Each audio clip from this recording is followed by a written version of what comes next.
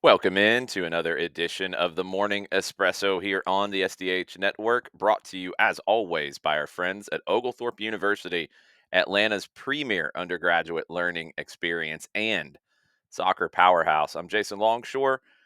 Most of the soccer news you need to know for Friday, March 14th. Last night, Inter Miami, they took care of business in Jamaica, a 2-0 win at the office in Kingston, packed house for Miami and Cavalier FC. The Herons had to work for it for a while. They got their first goal that kind of put things out of reach. Late in the first half, a penalty from Luis Suarez. Lionel Messi did come into the match in the second half. He scored late. That made it 2-0. So Miami advances 4-0 on aggregate. They will get ready to play LAFC in a big time CONCACAF quarterfinal. They'll also get ready to come to Atlanta to face Atlanta United on Sunday night. It'll be the Sunday night soccer match on Apple TV. 7 o'clock is your start time. Our pregame coverage on 92.9 The Game and the Odyssey app will start at 6 o'clock with Abe Gordon and Madison Cruz. Lots of special guests on the broadcast. Garth Lagerway will join Mike Conti and I in the booth around 6:30 or so. Jessica Charman will also join us and be part of the pre and post game festivities on 92.9 The Game and the Odyssey app. Let's get into those quarterfinals in CONCACAF. Mentioned LAFC and Inter Miami. Club America and Cruz Azul, they will face off. And it's kind of the same situation for Las Aguilas as it was against Chivas. They're going to play up to 3 times in less than 2 weeks at the beginning of April. They'll be in the quarterfinals. They also have their league match wrapped around that as well. Club America handled that okay last time. They had a draw, they had a loss, but they had the most important win to eliminate Chivas. We'll see how they fare against La Máquina and Cruz Azul. Other quarterfinal matchups: Tigres and LA Galaxy. Vancouver will face Pumas, who eliminated Alajuelense last night. Tonight, in Orlando and in Houston, the NWSL new season kicks off. The Orlando Pride hosting the Chicago Stars. Houston is hosting Washington. Third season in a row last year with record attendance. Second season of a new media deal with 4 different national broadcasters. But look, it's a professional sports league right now. There's still economic challenges, and every league has to deal with this in varying ways. I think where the NWSL is now versus where they were 5 years ago, as you know, 5 years ago at this time, everything was shutting down due to COVID. NWSL was in a dramatically different situation then, and they've come out of it pretty good. They have challenges, but they're the better kinds of challenges to deal with. It's growing pains. It's a good place to be. Kansas City is the only team that plays in a stadium that it owns and operates and doesn't share with an MLS team. So, with that being said, around the league, sometimes making a schedule is difficult. Schedule's been out for a little while. That's a big step in the right direction for the NWSL. There's no announcement on where the 2025 championship game will be. And I think it's time for the league to have that game at the site of the higher ranked team from the regular season. Do it like MLS Cup has made that shift, because back in the day, it used to be a neutral site for MLS Cup, and sometimes you'd get games that were not in the best of locations for the teams that were playing. So the crowd didn't look good. It's good for sponsors, it's good for the celebration of the league, it's good for league meetings, all those sorts of things, but you want your game to be the star. With scheduling being an issue for the NWSL, just make the final be at the site of the best seed left. Makes it simple. Should still be able to do everything you need to do from a TV perspective.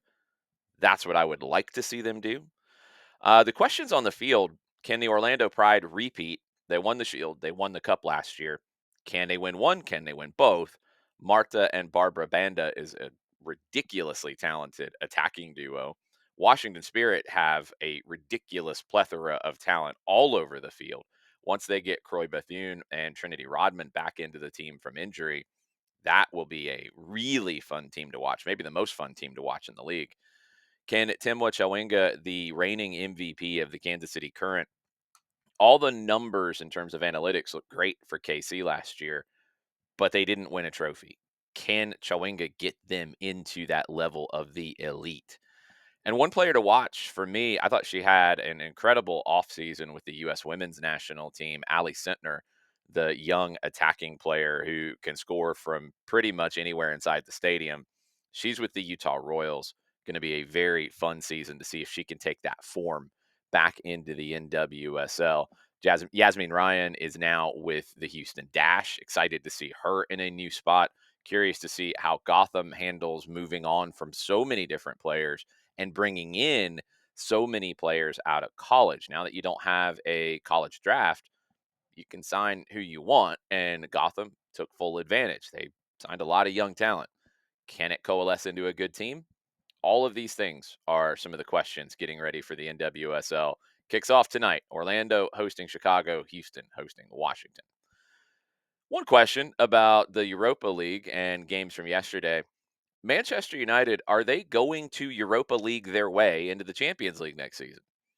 It's not a good year for the Red Devils. You got all kinds of controversy. You got all kinds of things going on and off the field. You're trying to build a $2 billion stadium when you're $1 billion in debt, which, I mean, I wasn't a math major, but I'm a little confused on how that happens. But Bruno Fernandes just keeps doing it. Hat trick for him, 4-1 win over Real Sociedad, 5-2 on aggregate. Ended up being a little bit of a party at Old Trafford last night for Manchester United.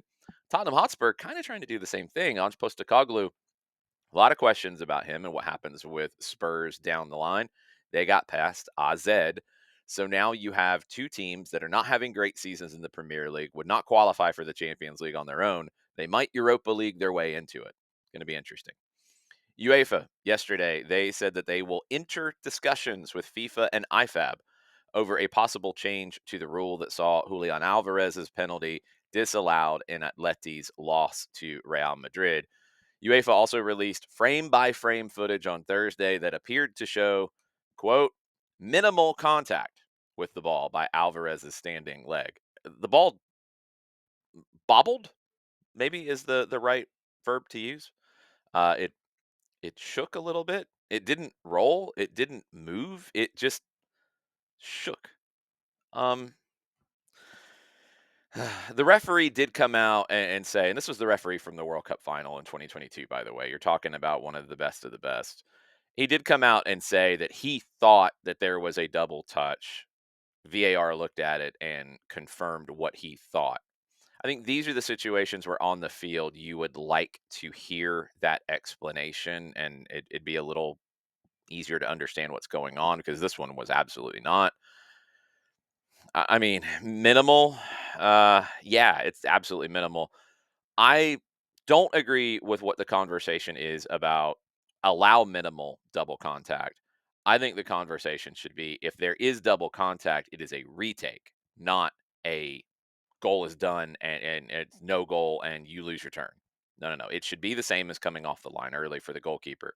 Retake it if there's a double touch, because you're never going to gain a real advantage from a double touch by doing it intentionally. It's going to be accidental. It's more accidental than coming off the line as the goalkeeper. They get a retake. Do the retake on the penalty attempt as well. All right, let's bounce around the world a little bit. The AFC Champions League Elite, instead of having a Champions League and a Europa League in Europe, Asia has different levels of their Champions League. The Chinese teams did not fare well in this last round. In the second round, all three Saudi Arabian clubs progressed to the quarterfinals. Those quarterfinals will be in Jeddah in Saudi Arabia. Host nation will have Al Hilal, Al Ahly, and Al Nasser. Cristiano Ronaldo helped Al Nasser get there. Al Hilal overturned a first leg loss. They won 4-0 in Riyadh against Pakator from Uzbekistan. And Riyad Mahrez helped Al Ahly win 2-0 over Al Rayyan of Qatar. They won 5-1 on aggregate. Interesting teams here, an interesting format with all the games being in one city from the quarterfinal stage on. Something that maybe Concacaf, which did this in the past, might want to look at for Concacaf Champions Cup. If you can find a way to squeeze this into the calendar, be curious to see if you could get this done. All right, let's go to Brighton's owner, Tony Bloom.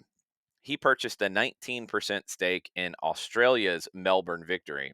Now he's got 4 teams in his portfolio. So Brighton, Melbourne Victory, Hearts in Scotland, and Union Saint Gilles in Belgium. That's a really interesting group of teams in some interesting spots. I'm curious to see how Tony Bloom manages that. Do they all remain completely and utterly separate, or do they benefit one another to get there? Keep an eye on Tony Bloom and his multi-club grouping now with Melbourne Victory in the mix. Okay, the U.S. men's beach soccer national team, they got through to the knockout round in the Concacaf Beach Soccer Championship. Got braces from Ricardo Carvalho and Andres Navas, as well as a strike from Gabe Silveira. 5-1 win over Panama. That win combined with the Bahamas 5-4 win over Trinidad and Tobago makes the U.S. finish second in Group B. They go into the semifinals against El Salvador. Winner goes to the 2025 FIFA Beach Soccer World Cup in the Seychelles. That'd be a nice trip to make. We'll see if U.S. Soccer's men's beach soccer national team can get there. U.S. Soccer, speaking of them and speaking of their new home here in Atlanta, south of Atlanta, Fayetteville, for those wanting to be exact. They're going to host their 4th annual Adapt and Thrive Invitational March 19th to 23rd next week in Fayetteville. The U.S. men's and women's deaf national team and the U.S. women's cerebral palsy national team, they're going to train at McCurry Park in Fayetteville, while the U.S. power soccer national team will be based at St. Paul Lutheran School in Peachtree City. I had the chance to go see the Adapt and Thrive Invitational firsthand last year when it was up in Rome, Georgia. Really cool. The power soccer team was amazing to me. It was fascinating to see kind of how the tactics of power soccer work. Excited that we're going to get a chance to have some coverage of this event for you on the SDH Network next week. Stay tuned. US Soccer, they're going to, speaking of staying tuned, they're going to air all of their first and second round games in the US Open Cup on its YouTube channel. So you can get direct links to all first round games via the Lamar Hunt US Open Cup playlist section within the US Soccer YouTube channel. More announcements to come on how the rest of the tournament will be broadcast. Big broadcast this week. 3 games I wanted you to know about for this weekend over in Europe. Atleti hosting Barca. Barca 1 point ahead of Atleti, level on points with Real Madrid. They do have a game in hand. Barca have won their last 6 in La Liga. Atleti 3 wins, 2 draws, 1 loss in their last 6, and they've got to bounce back from a very disappointing way to go out to Real Madrid in the round of 16 in the Champions League.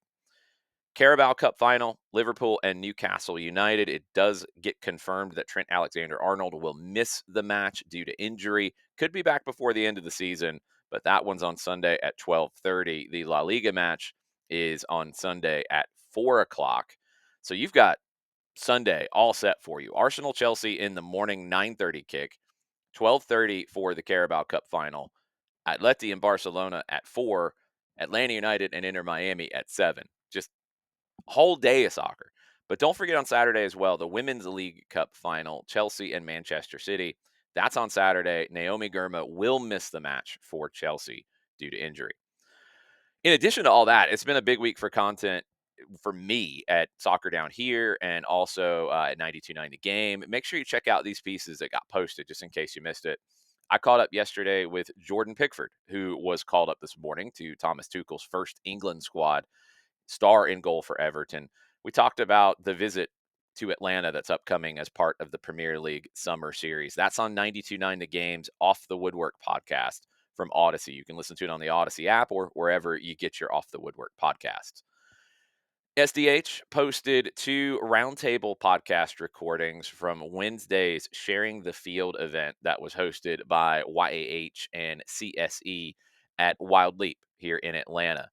Both are about Atlanta's preparations for the World Cup next year. One covers more of the infrastructure side of things.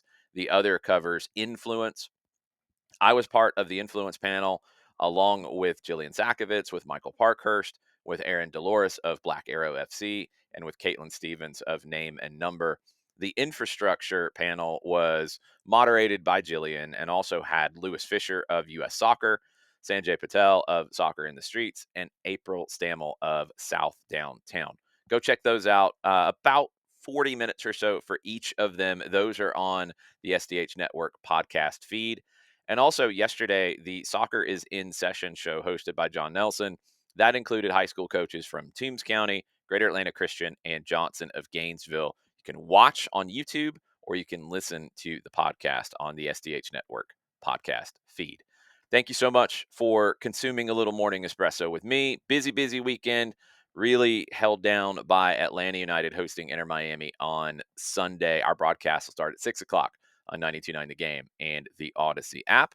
And then on Monday, I will somehow get up and give you more morning espresso to talk about that game, to talk about MLS from the weekend, and all the other news from all these other games. That's what we do. It's the morning espresso brought to you by Oglethorpe University.